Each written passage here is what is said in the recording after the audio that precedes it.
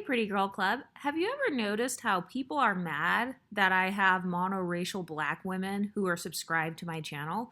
I've noticed that when I look at like Lipstick Alley threads or people who try to come against people in this community, they're angry not because I talk about mixed race issues and stuff. What they're really angry about is the fact that I include monoracial black women on this channel. That's exactly what it is. So I've noticed that throughout the years on YouTube, women have talked about not benefiting from things like colorism, texturism, and featureism, and how it's hard and how like people don't understand them. And so when I create a space to welcome those monoracial black women who have benefited from colorism, texturism, or featureism, then suddenly it's a problem. So it's like people want to have their exclusive spaces and then they get mad when they're not included in this space. And I feel like the real reason that people say things like, well, you're too black, or this person's too dark, or she's not exotic, they're trying to divide us up based on monoracial blackness and multiracial slash biracial blackness. And they're just mad because this channel includes monoracial black women who benefit from colorism, texturism, or featureism. So I've noticed that they'll do this thing where they will try to influence us and give like a hierarchy mindset. They'll try to say things like, light-skinned women won't accept you, or the mixed black women won't accept you, or the biracial black women won't accept you. And it's like, these are literally just channels on YouTube. The fact that people are taking this so seriously shows me that this community is going to continue to grow because a lot of us have been real enough and honest enough to admit our privileges. I feel like things like colorism, texturism, and featureism have been swept under the rug in the monoracial black community for so long, to the point where light-skinned black women have been silenced, dark-skinned women who benefit from featureism and texturism have been silenced, and this is a platform, as well as like the 35 other channels who have been started since mine.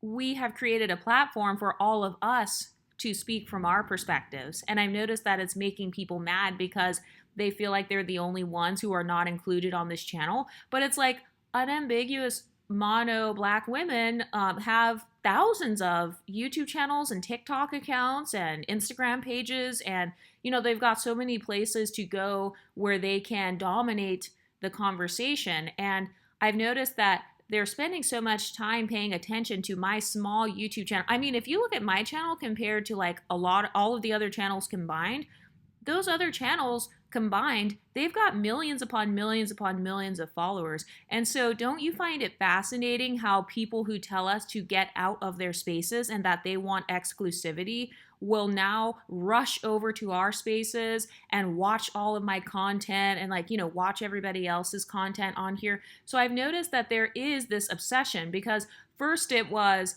oh, we need to talk about colorism, light-skinned mono black women can't relate. And then when the light-skinned black women watch channels like mine, then suddenly it's a problem. And I think that what makes a lot of unambiguous hotep women the most angry is seeing dark-skinned, monoracial black women who benefit from featureism or texturism following this channel. I think that's really what it is, because I've noticed a lot of unambiguous women, they don't want to admit that a dark-skinned monoracial black woman could still benefit from featureism or texturism.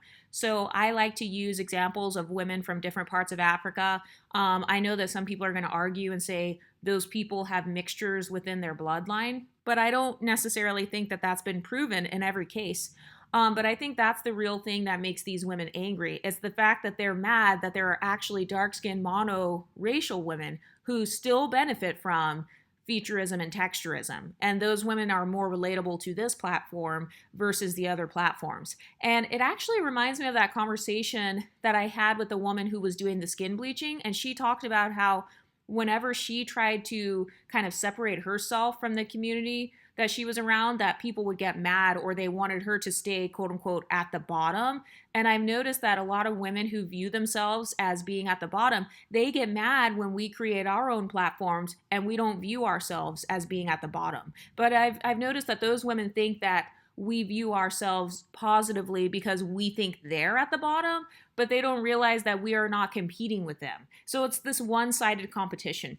Anyway, what do you ladies think? Have you noticed the anger that a lot of women have, especially towards monoracial light skinned black women, as well as monoracial dark skinned black women who benefit from featureism or texturism? And how people try to desperately pull you back into unambiguous blackness and pretend like everybody has dark skin and light eyes, or everybody has a super narrow nose and super narrow lips and straight hair, as if that's super common. Like every unambiguous woman looks just like Chili. But what do you ladies think? Let me know in the comment section, and I'll talk to you next time. Stay pretty, ladies.